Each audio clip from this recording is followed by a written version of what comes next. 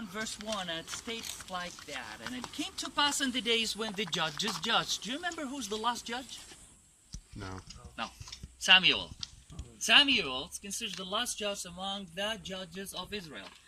That there was a famine in the land, and a certain man of Bethlehem, Judah, went to sojourn in the country of Moab. You know what's the country of Moab today? It's the modern Hashemite kingdom of Jordan. He and his wife and his 2 sons. And the name of the man was Elimelech, the name of his wife Naomi, the name of his 2 sons Mahlon and Chilion, Ephrathites of Bethlehem, Judah. Remember, Bethlehem, Judah.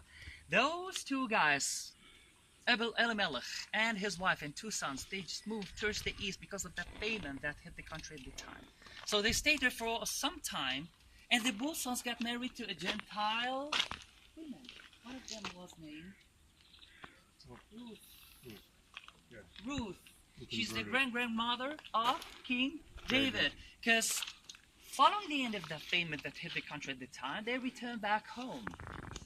The only lady who chose to return back with her mother-in-law was Ruth, this Gentile woman. And it was the harvest time, guys.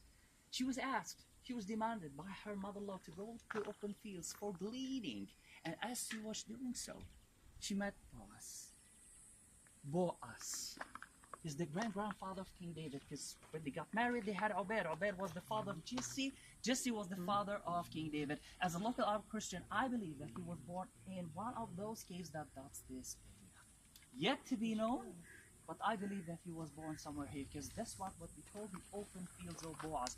And for certain, it was the time when Samuel, the last judge, was sent by the Almighty God searching for this young man among his other 7 brothers.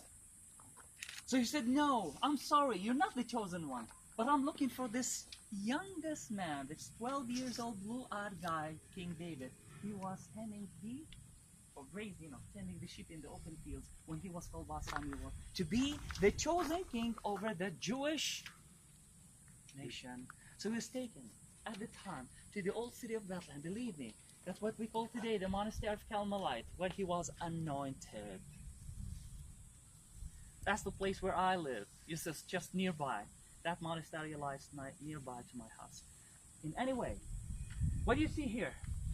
Olive trees. Olive trees. Guys, at the end of the tour, you're all invited to do some shopping at this Christian charitable organization, charitable association, where people have this type of tree cut into pieces and they make it in such a wonderful workmanship,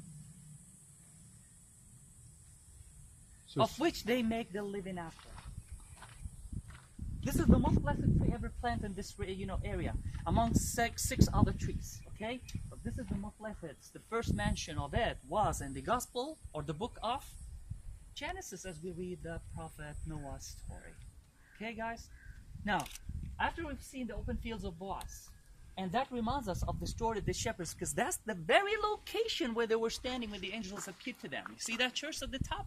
This church, a modern one, was built or constructed in 1955 by Antonio Bartoluzzi, an Italian architect.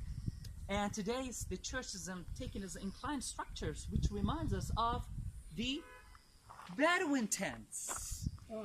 They're descendants. They're considered descendants of the shepherds at the time. And next to it is this huge cave where those shepherds were tending or keeping the night watch over their flock. So after you've taken pictures of this side, we're going up to top of that place to visit the cave, and afterwards that church, and then we'll move to visit the next location, which is the Chapel of Mel.